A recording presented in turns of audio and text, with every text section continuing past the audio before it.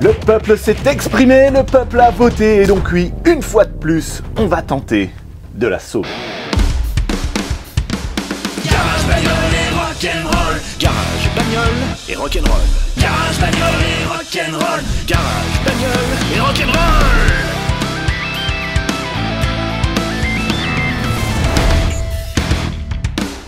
Salut à tous, bienvenue sur Garage Bagnole et Rock'n'Roll, l'émission où l'agonie des véhicules est plus longue que leur vie. Alors aujourd'hui, on va tenter une fois de plus de sauver cette Twingo et on va faire un résumé de ce qui s'est passé, en particulier pour ceux qui viennent de rejoindre la chaîne. Bienvenue à vous. Donc, au début, l'objectif initial, c'était simplement de résoudre les fuites d'huile qu'il y a sur ce moteur, ça fume un petit peu partout. Première étape, c'était de remplacer le joint de couvre-culbuteur, parce qu'apparemment ça venait de là. Avant de rentrer la voiture au garage, il y a le voyant check engine qui s'est allumé au tableau de bord. Bon, bizarre. J'ai démonté toute l'admission pour remplacer le joint de couvre-culbuteur. Et en démontant les câbles des bougies, j'ai trouvé qu'il y avait un câble qui était foutu. C'était complètement rouillé dedans, ça faisait sûrement plus contact avec la bougie correspondante. Donc je me suis dit, tiens, problème de voyant moteur, là, ça doit sûrement venir de là, un mauvais allumage dans un des cylindres. Comme le couvre-culbuteur était enlevé, les culbuteurs étaient donc accessibles, je me suis dit, tiens, ce serait bien de faire un réglage du jeu aux soupapes, puisque ça n'a jamais été fait sur le moteur là, il faut le faire de temps en temps quand même. Et donc fait ce réglage du jeu aux soupapes, et au moment de refermer, je me suis rendu compte que j'avais acheté le mauvais joint. Donc il a fallu que je refasse une commande de pièces, et là je me suis dit, ben tiens, puisque c'est ouvert, pourquoi pas changer les joints de queue de soupape. Ils sont vieux aussi, ils n'ont sûrement jamais été changés dans ce moteur, ce qui était effectivement le cas. Donc j'ai commandé les nouveaux joints de queue de soupape que j'ai ensuite remplacés. J'ai ensuite tout remonté, j'ai remis un nouveau joint de couvre-culbuteur, j'ai remplacé le câble de la bougie qui était fautif, et après le remontage, le moteur tournait mal et il tournait sur 3 pattes quoi. Alors je fais quelques tests au niveau de l'allumage, j'échange des câbles, je remplace une bougie, ça tourne toujours bizarre. Ensuite je fais un test de compression et là je découvre qu'il y a un cylindre qui compresse beaucoup moins que les 3 autres. J'ai donc redémonté le couvre-culbuteur pour voir ce qui se passait là-dedans et là j'ai découvert qu'il y avait des culbuteurs qui étaient en appui permanent sur les soupapes. Donc les soupapes ne pouvaient pas se fermer correctement, donc problème de compression. J'ai refait de nouveau un jeu aux soupapes correct, refermé le tout, et là, le problème de compression est résolu, mais ça tourne toujours pas terrible, le ralenti est toujours sur 3 pattes et demie là, donc il y a encore un problème, et surtout, le voyant check engine est toujours allumé au tableau de bord. Donc, première étape, on va brancher la tablette et on va les relever, ces codes d'erreur. Alors, la prise au BD2. C'est là-bas. Voilà. Ok, il y a du courant. Contact. Allumage Vulcain. Allez, diagnostic. Renault. Je crois qu'en fait, juste EOBD, là, ça aurait pu le faire. Twingo. Et là, c'est lourd parce qu'il y a Twingo 2, Twingo 3. Il n'y a pas la 1. Twingo phase 2. Diagnostic. Ça scanne, ça scanne. La batterie est à moins de 12 volts. Il faudra faire quelque chose. Avec le froid qu'il fait, ça n'aime pas trop. Alors, on a plusieurs codes ici. Donc, injection, je pense que c'est celui qui va nous intéresser le plus. Oh, ça rescanne de nouveau. Ok, allez, read code. Alors, pour les 4 cylindres, injecteur, circuit ouvert. Et tout ça, c'est en mémoire. Faute au niveau du catalyseur. Faute au niveau de la sonde lambda. Bon, on va les effacer. Hein. Hop. On va la démarrer pour voir si le voyant moteur s'éteint bien. Et si on a encore des erreurs qui arrivent. Ok, et là, c'est bon, on n'a plus d'erreur. Ok.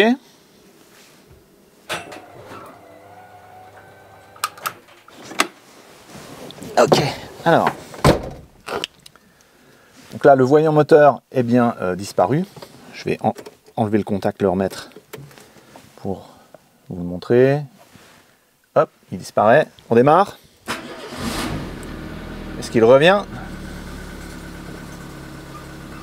Non.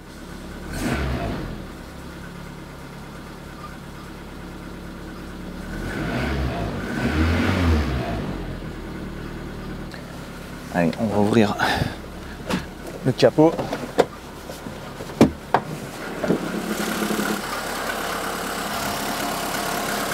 Bon, ça tourne, hein. Pas terrible, mais ça tourne, quoi.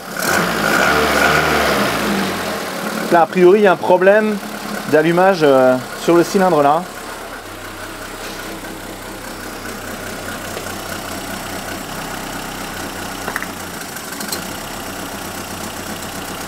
Ok, le régime a changé. Bon, il y a de l'allumage, hein. Il y a de l'allumage, mais c'est pas top, quoi. Ouais, le régime change aussi.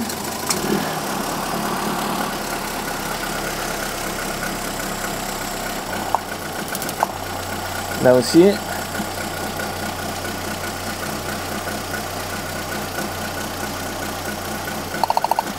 Et là aussi.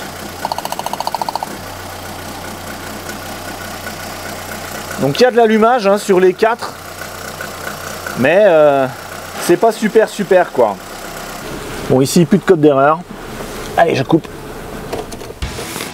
Donc les codes ne sont pas réapparus, ce qui est plutôt une bonne nouvelle. La voiture démarre, le moteur tourne, mais il tourne pas super bien. J'ai un doute sérieux au niveau de l'allumage. Ce que j'ai fait donc, ben, j'ai acheté des pièces sur Wagendock. Vous connaissez Wagendock? Papa, die Wagen ist kaputt. Natürlich, es ist ein französisches Scheißauto. Ich habe Teile von einer französischen Website bestellt. Sie nach 2 Wochen erhalten und schau, was ist das für ein Autoteile? Sohn, betracht du als glücklich. Du hast etwas erhalten. Wagendock. Wir haben alle Teile für Ihre scheiße französischen Wagen. Wir liefern. Schnell. Allez, unboxing. Alors, j'ai racheté une nouvelle bobine, qui est en fait 2 bobines. Et j'ai repris aussi 4 bougies, d'accord, 4 bougies de la marque recommandée par le constructeur. Toc, ceci n'est pas un placement de produit. Et en dessous du colis, il y a un autre colis. Alors ce gros colis là, il m'a été envoyé par Arthur et Joseph de La Fabrique Auto. Ils sont très actifs sur Twitch. Le nom c'est très simple, c'est La Fabrique Auto tout attaché. Vous pouvez aller voir un petit peu ce qu'ils font, c'est super. Vous avez peut-être déjà vu dans les vidéos de Villebrequin, c'est eux qui s'occupaient de préparer les voitures, réparer les voitures aussi. Donc, ils ont regardé ma vidéo sur la Twingo, la dernière, ils m'ont vu galérer avec les câbles d'allumage, etc. Le mauvais... Tous ces problèmes-là qu'il y a eu, ils ont eu pitié de moi et ils m'ont envoyé des pièces là-dedans. Je ne sais pas exactement ce que c'est. On regarde. Ils l'ont blindé de scotch, le truc. Voilà. Alors, ouais, des plastiques à bulles.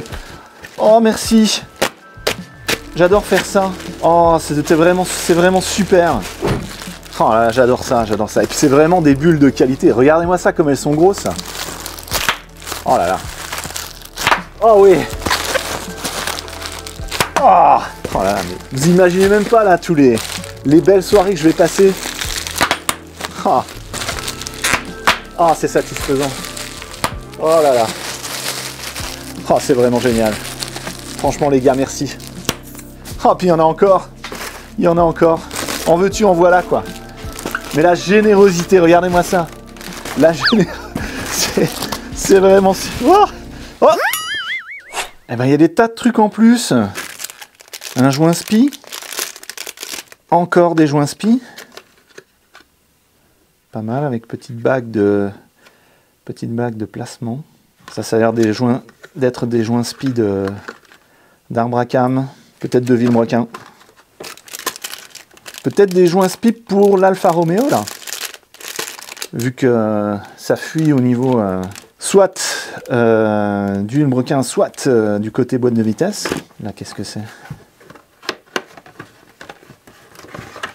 Un énorme joint spi. Non, bah c'est celui-là. C'est celui-là qui doit être côté Villebrequin. J'imagine que ça c'est pour l'Alfa Romeo. C'est super. Mais là, du coup, ça veut dire que va falloir que je le fasse maintenant. Là, qu'est-ce qu'ils m'ont mis? Oh! Des bougies. Non, pas des bougies, des câbles de bougies. Ça, c'est pour la Ruingo, hein? Ok, ben super. Ça m'en fait un jeu de plus. Alors là, ce qui est intéressant de noter, c'est qu'il y a de la graisse qui est déjà présente dans chaque câble. Ça va être de la graisse contact, j'imagine. Super. Là, bah, des bougies encore. Ça a l'air d'être top quali quand même, là. Hein. Là, on est sur de la pièce très correcte. Et enfin, là-dedans, qu'est-ce qu'il y a? Oh non.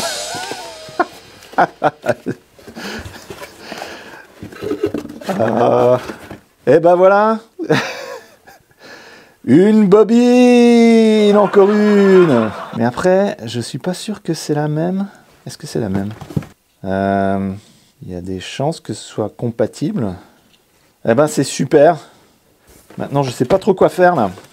Donc Arthur et Joseph, merci beaucoup. C'est très généreux, très sympa de votre part.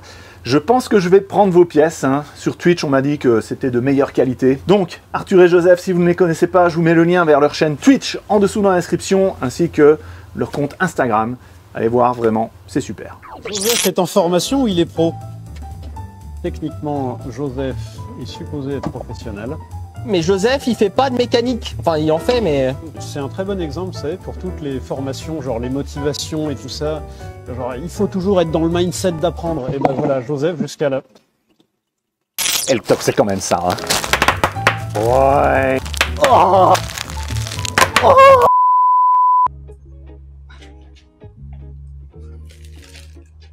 Ça m'a éclaté l'oreille. Alors, je débranche. Et les 4 câbles, ceux-là, je vais les laisser brancher sur ma vieille bobine. Petit nettoyage des puits de bougies. Avant de démonter les bougies. Alors, je débranche juste ça. Hop. Je dévisse les 4 vis qui sont trop serrées.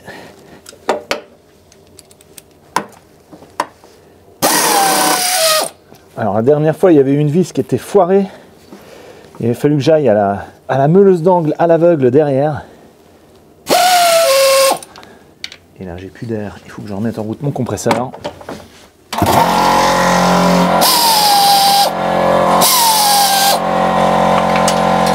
Merde! Elle est tombée!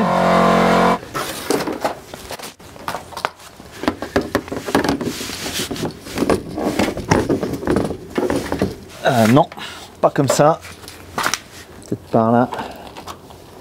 Zut alors.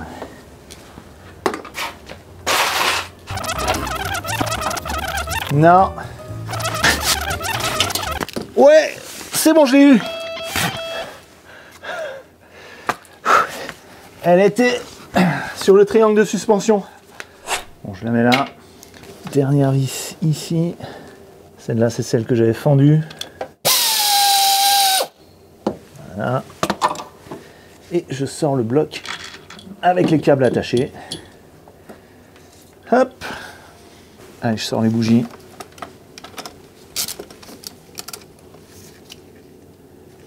Bien noir.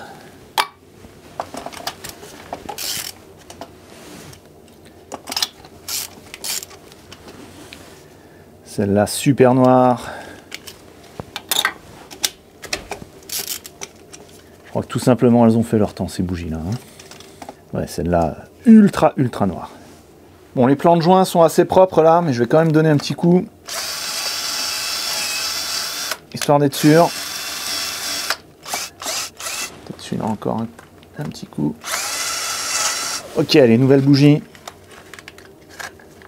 Donc, je vérifie que l'écartement est bon, ça doit être 0,9 mm. Et celui-là, c'est un peu limite. Voilà, ok. 0,9. Ok, c'est bien propre. Je visse à la main, voilà, jusqu'au contact, et ensuite, serrage. Alors, il est indiqué sur la boîte à 28 Nm. C'est ce que je mets. Hein. Alors, ça écrase la bague qui fait joint. Voilà. Allez, rends-moi mon outil. Oh. Pareil pour les suivantes. Donc normalement, l'écartement est réglé en usine. Quand il y a un petit carton comme ça autour, ça évite que pendant le transport, ça écrase de nouveau l'électrode. Donc l'écartement d'origine, il devrait être bon. Donc si vous n'avez pas l'outil, les jauges là pour vérifier, ne vous inquiétez pas. Hein. Normalement, il n'y a vraiment pas de problème. Oui, là, c'est bon. Voilà. On a l'écartement qu'il faut, il n'y a pas de souci. Voilà. Allez. Oh. Alors quand une douille ne vient pas comme ça, ce qu'on peut faire, c'est prendre un bout de papier atelier, le mettre au bout comme ça.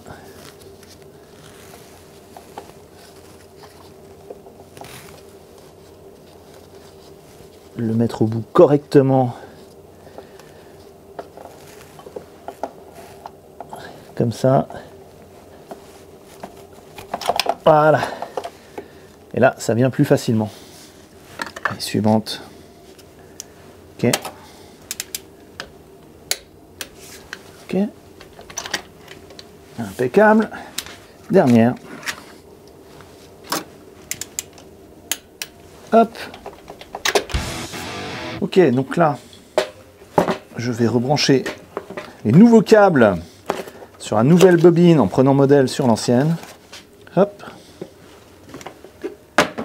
Alors, ils ont des longueurs différentes. Le plus petit, ça va aller ici. Celui que j'avais noté, le cylindre numéro 1. Donc, il va là. Ensuite, entre les deux là, c'est plus ou moins la même chose. Je dirais qu'il y a d'abord le plus court, ensuite le moyen.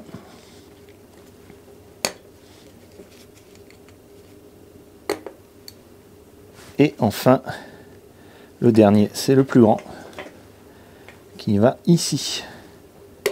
Toc. Je transfère les vis. Et est-ce que ça va être la même hauteur sur le côté pour les vis là? Ouais, ça a l'air d'être bon. Impeccable. Alors, hop. Voilà, je vais remettre la quatrième vis. Parce que je vais la mettre à l'aveugle derrière, là, ça va pas le faire. Okay. J'engage les 4 vis. Là, je serre à la main, pas trop fort. Voilà.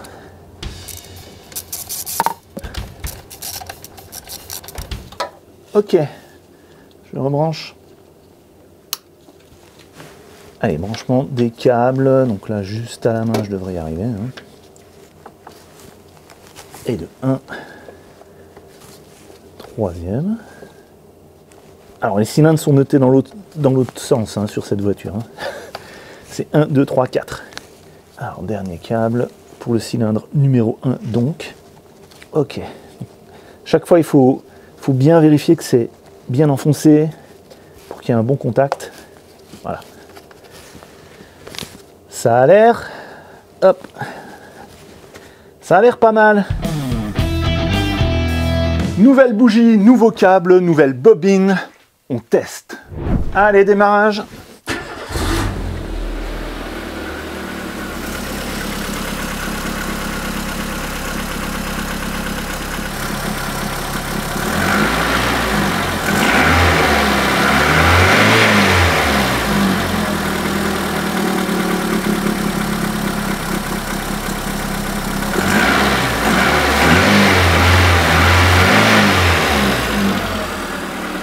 Ça broute encore un peu. Hein. Bon, au niveau de l'échappement, ça tout saute encore un petit peu. Hein. C'est pas dément.